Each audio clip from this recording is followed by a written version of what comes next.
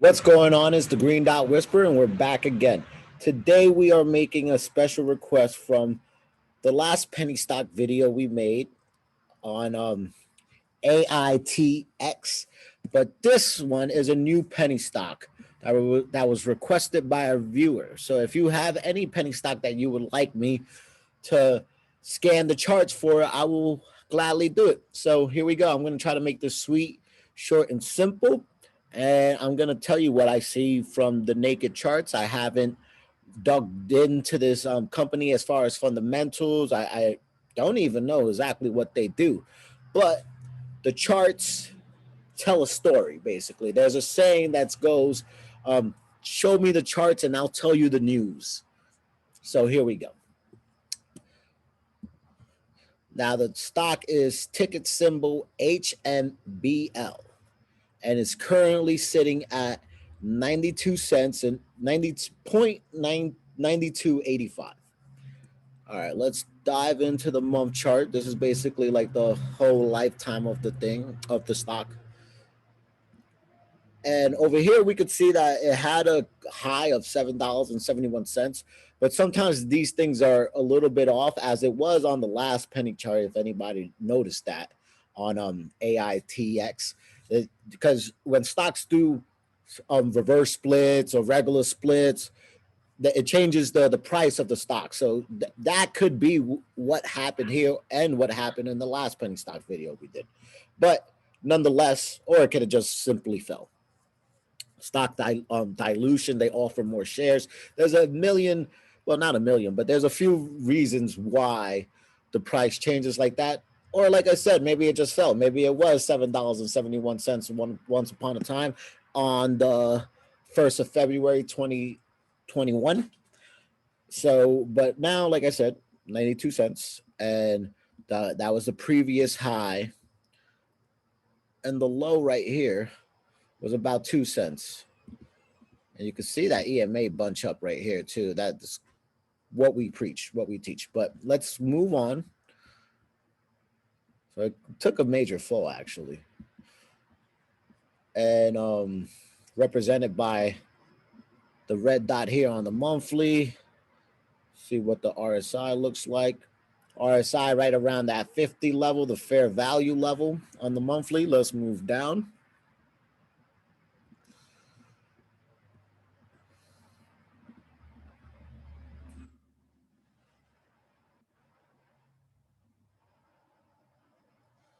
All right, this is so I've been showing people how to use EMAs correctly. And like I said before, I use the Fibonacci numbers for the EMAs 3, 6, 13, 34, the 50-day, 100-day, and 200-day. Now, this is your 200 right here. As you can see on the downfall, it came down and wicked all the way down to that price, to that 200-day EMA price. And that was your support, the strongest support 200-day EMA. Because if you go below the 200-day EMA, you could consider the cycle on a bearish cycle. The fact that this stock went down and wicked the 200-day EMA and then pushed up is a good sign, meaning that it didn't want to break down bearish. It still wants to bounce up and continue a bullish trend. Now, the same token, it bounced off the 200, came back up and met the 13-day EMA and got rejected slightly. So sometimes they don't power straight through this. They have to get rejected, and then maybe the next bump or the next bump is the breakthrough of that EMA, of that resistance. So that's a good look for everyone that owns this stock, that it bounced and the 200-day acted as support on the weekly chart. As you can see, that major wick.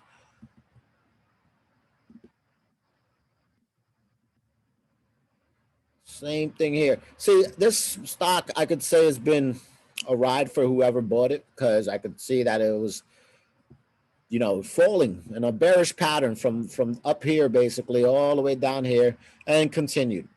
But it looks like it's getting a little bit of hope, because remember I said the cross through of when it touches the MACD, basically the first time, that's when it slides off. And So you guys already made it through what I would consider the heaviest sell-off, because you're under the histogram now. So yeah, so if it goes, it could obviously go lower, but anything underneath, I would consider it as a value range, a value territory, because you do have the potential of crossing the histogram and then getting that power play, that push that would put you well into profit. If you bought under the histogram, that's when it puts you well into profit. Some people, so even in cryptocurrencies, I tell people that are not traders, that just like to buy long term, to go, if you have your favorite altcoin or favorite stock that's under a penny, under a dollar, buy it under the 200-day EMA, because anything under the 200-day EMA, that is bearish territory. Once you cross up and above, then you're in the beginning of the bull run. So wouldn't you want to accumulate your average share price, or or start buying at different levels under the 200-day EMA? Because by the time it does break up above the histogram on the MACD and above the 200-day EMA, then all your average buy-ins, your average share cost is going to be higher. You're going to be immediately into profit. So that's the name of the game. To be able to catch an entry point right before you get the power play. So that way you don't have to sit around and hold the, as we say in the field, hold the bag for someone. You don't have to sit there and hold the negative bag. You purchase right when the bullishness is coming, and you enjoy the ride. And then at at whatever your desired percentage is, or whatever you feel like the top is, you take profit and let it fall. And once it falls, then you could accumulate even more shares than the last time. But here we go. All right. So the same way as I showed you on the weekly, this is a 2-day chart now. It went up, hit the 200, wicked above it, which is good, because technically broke it, but I wouldn't get happy about that, because I would want to see a green candle above the 200, not it wick above and then pretty much roll over. And if we print a red dot here, then that's exactly what's going to happen. It's going to roll over. It's going to roll over and fall even further, and going to have to find new support. Let's see if the day chart already has a red dot. No red dot here. Still trying to fight its way back up. And another thing I wanted to point out, you see how sloppy this is? This is the 34 EMA. This is a 50. This is the 13. I said it hit the 13 and rolled over, but these things are definitely not in order, because this is your 200. Then you have your 3, your 6, and 13, and then the 50, the 100 is in the middle. So this is all out of whack. But you want to see it fight and get into order. If this continues to climb, that means these EMAs have to raise above this 34 EMA level. So if we get these 3 lines, these 3 EMAs to get into order and come above this, then your price that you should be looking at would be over $1.32. And that's not even, that might be it just bunching up by where the 34 is. Every day that a candle prints, every time a candle prints, it readjusts the EMA, though, that being said. So if you go down and try to study something that's live on the minute chart, you will see what I mean. You will see the EMAs adjusting to where they need to be, moving in front of you. The market is currently closed, though. It's 6:39 U.S. time. So that's not going to be able to happen right now. All right. So the 2-day, it's a possible strong rollover if we get a red dot there, if we don't fight through this area of resistance. And over here, this gray shaded area on the wave oscillator, that is momentum going up. So does it have more momentum? I believe it can. I believe this could finish going through, and if that second signal line hits the histogram, then yes, we might make it a little bit longer. On stocks, I don't really use the 8-hour chart. I use month, weekly, 2-day, 1 day, 4-hour, 1 hour, and then if you're day trading or so on, you could go down into the minute charts. But the reason I don't use a 8-hour chart is because of the way the market is. It opens at 9:30 and closes at 4, so it's not really a full day. I wouldn't use the 8-hour chart. I use something that is more segments within that trading period, because it doesn't even count pre or post market. That's why I like trading crypto better, because it's a 24-hour. It never stops. It never closes. It's 24 hours, 7 days a week, no holidays, and the charts never have to readjust to according to what happened pre-market or post-market. You see the real deal right in front of you in every single minute chart and every single hour chart, every single day chart. The stocks has a lot more manipulation. So, but the charts still hold true. So bear with me.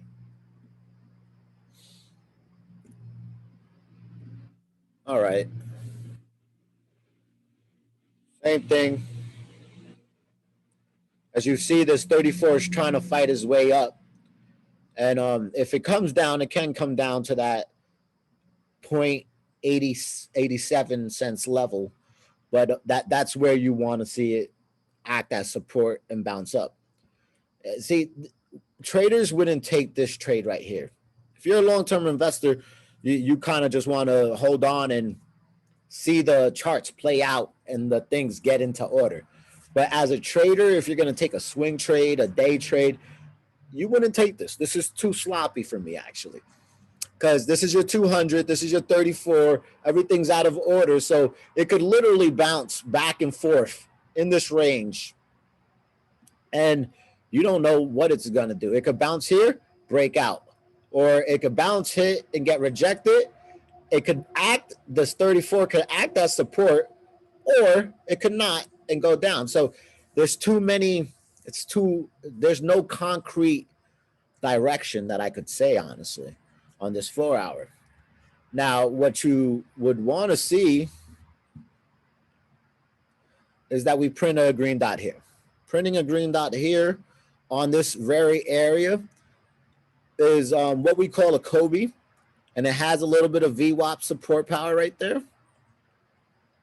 But even a Kobe, I think, would only give us that big full green bar up to the 200, which is $1.20, and then you might get rejected. So if you are a long-term holder and you are in profit already, or you buy now and take it up to $1.20, then maybe $1.20 is a good place to take profit, because you don't know what's going to happen here. You don't know if it's going to get rejected and roll back down, or yes, sometimes it can break through and go higher. So it's people that take profits, you really can't be greedy, and you really can't think about like, oh man, I left another 10% gain on the table because I only took 20. I could have taken 30. You can't think that way. You got to be happy with the profits you do take home. If your plan is to, I'm gonna buy it at 92 cents and then sell it at $1.20 because I don't know what's gonna happen when it hits then you have to be happy with what you get, because that's your set written plan and that's what you have to carry out. When you assume and be like, oh no, I'm gonna let it ride, I'm gonna keep letting it ride, those are the people that see their profits disappear and diminish. So moving on down to the 1-hour chart, this looks more promising, but like I said on the last video, this is just a 1-hour chart. This is just a 1-hour chart, so it's really short term. You want to see this actually a little bit better than this on the day charters and so on. But over here, like I said, you slowly but surely see these EMAs creeping back up. See the 200s there, the 100 has to make its way up over here. But the 50, the 34, this is trying to fix itself. And over here already had a nice downfall from, it started falling since the big drop, which was the 8th of September 2021. That's when the downfall really started. But as you can see here, that shaded area, like I said, that was momentum going up. I set that on the date chart. Now this is the hour chart. This is momentum going down. But as you can see, that little light gray area is fading away, which means the momentum downward is running out.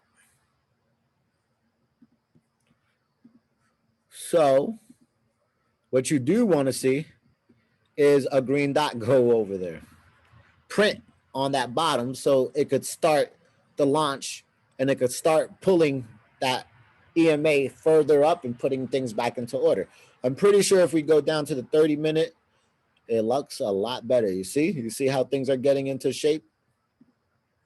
But like I said, this is a smaller time frame, and it does have more work to do. Actually, get this brush out of here. Can you stop? This is how you do it. All right. But yeah, I mean, there's a lot of resistance. I'm sorry to say I can't put my little green, I can't whisper the green dots on this one yet. It's working on that weekly green dot, just like the last penny stocks that I did on AITX. And we're going to have an update on that, because I remember when I left you guys, I left you with a red dot on the 4 hour, and it did play out. It dropped 10% the very next day. So I want to see how the charts changed on that. So we will be making an update on that penny stock as well. But yeah, so it got its green dot. It had two weeks. Each candle is represented by the time frame you're in. So this is 1 week. This is 2 weeks, 3 weeks, because it's the week chart. So when it printed the green candle, it had one good week, the second good week, and then it met its top at $1.14, and now you see it back at 92 cents. And because look at these lines, there's too much resistance here. But that's the point, is to go up. Didn't happen, hopefully support, go up, didn't happen, hopefully support. And then the more time it touches something, the more likely it is to break through it. So if you see it come up and down and touches like 3 times, then most likely every time it goes up on that 4th time, there's more of a possibility that it's going to break through. Same thing with the bottom though. If it touches the bottom more times, then there's more of a possibility it falls down. What you want to see is lower highs or higher lows, basically. That's what I'm trying to say. And that's a good signal, that because that would create a bullish diversion on the RSI if you see lower highs. So it's like a ladder, like a step stool going up. But I would just hold tight. Like I said, I don't know any news. I don't know what the earnings are. I don't know the background of this stock, but the charts, it's through it's in an important area of, is it going to make it or is it not going to make it? I can't say it's going to make it until I see these EMAs a little bit better in shape. So that's all I got for you guys. Thank you. Stay blessed. And I hope everyone makes some money out there.